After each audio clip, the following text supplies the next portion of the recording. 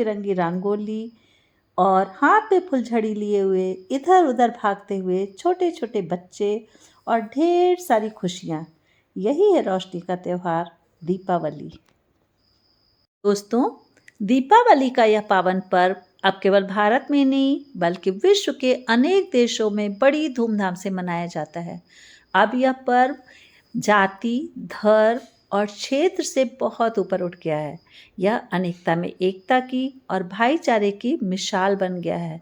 अब हम सब एक साथ मिलकर दीपावली का पर्व बहुत खुशी से मनाते हैं और दीपावली उपनिषद के इस मंत्र को पूरी तरह से चरितार्थ करती है। असतो माँ सद्गमया तमसो माँ ज्योतिर्गमया, अर्थात हे ईश्वर, हमें असत्य से सत्य की ओर ले चले और अंधकार से प्रकाश की ओर ले चले। उपनिषद के इन मंत्रों के साथ संस्कृत संसारम में आप सभी का बहुत बहुत स्वागत है और मैं निर्मला चौहान आप सभी को दीपावली पर हार्दिक शुभकामनाएं देती हूँ। और दीपावली के इस 5 दिन के पर्वों में सबसे पहले धनतेरस का पर्व आता है।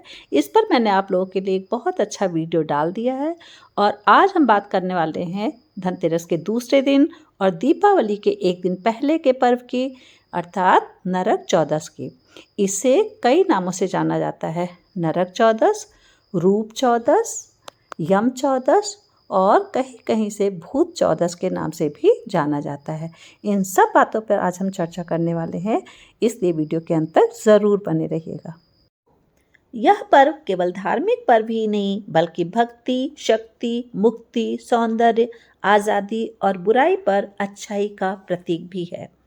सबसे पहले हम बात करते हैं भक्ति की। इस दिन पवन पुत्र हनुमान जी का जन्मोत्सव होता है, इसलिए लोग पूरी श्रद्धा और भक्ति से हनुमान जी की पूजा करते हैं और श्लोकों और मंत्रों के साथ उनकी स्तुति करते हैं। तो आइए हम सब भी मिलकर हनुमान जयंती पर उनकी स्तुति करें। ओम नमो हनुमते तुभ्यं, नमो मारुतसूनवे, नमः श्री राम भक्ताय श्यामास्याय च ते नमः। इस पर्व को काली चौदस के रूप में भी मनाया जाता है। माँ काली शक्ति का प्रतीक होती हैं। काली चौदस पर देवी पार्वती के काली रूप की उपासना कर उनका आशीर्वाद लेने से सभी नकारात्मक ऊर्जाओं से सुरक्षा और शत्रुओं पर विजय सुनिश्चित होती है। तो वीडियो में अंत तक ज़रूर जुड़े रहिएगा क्योंकि अभी आपके लिए वीडियो में बहुत कुछ है। अब हम बात करते हैं यम पूजा की। नरक चतुर्दशी पर यम पूजा और यम दीपदान की परंपरा बहुत प्राचीन समय से चली आ रही है। वैसे तो यम दीपदान धनतेरस से ही प्रारंभ हो जाता है, लेकिन इस दिन यमदेव की विशेष पूजा की जाती है।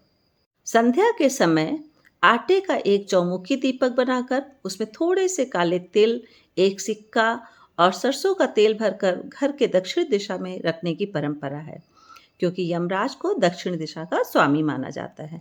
सबसे पहले दीपक को जलाकर उसकी हल्दी, कुमकुम, अक्षत और फूल से पूजा करके उसे हाथ में लेकर दक्षिण दिशा की ओर मुख करके यमदेव को दीपक अर्पित करते हैं और फिर उनकी स्तुति करते हैं।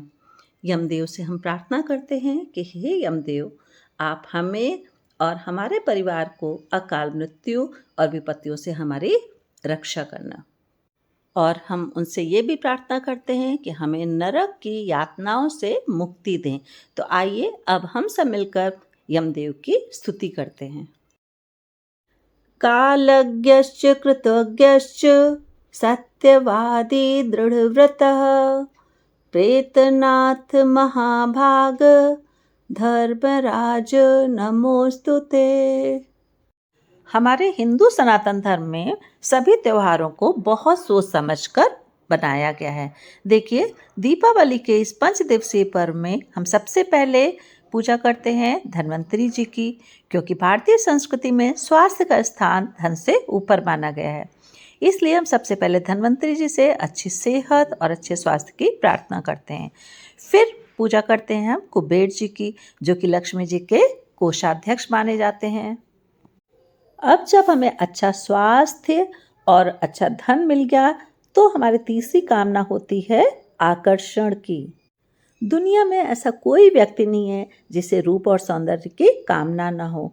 तो ये दिन इसीलिए रूप चौदस के रूप में मनाया जाता है। इस दिन प्रातः काल उठकर शरीर पर तेल या उपटन लगाकर या पानी में औषधियाँ डालकर स्नान किया जाता है। इससे रूप सौंदर्य में निखार आता है। इसे अभ्यंग स्नान कहा जाता है। दक्षिण भारत में तो यह प्रथा बहुत प्रचलित है। तो अब वीडियो के अंत में हम बात करते हैं छोटी दीपावली की। यह चूंकि यह दीपावली के एक दिन पहले आता है, इसलिए इसे छोटी दीपावली कहा जाता है। इस दिन घर पूरी तरह से सज चुका होता है, पकवान बन चुके होते हैं और बच्चे पटाखे फोड़ फोड़ कर बहुत खुश होते हैं। तो वीडियो के अंत में आप सभी को नरक चौदस की, दीपावली की बहुत बहुत शुभकामनाएं। और हमारा अगला वीडियो दीपावली विशेष देखना बिल्कुल मत भूलिएगा, क्योंकि इस वीडियो में आपके लिए बहुत कुछ खास है। नमस्कार, धन्यवाद।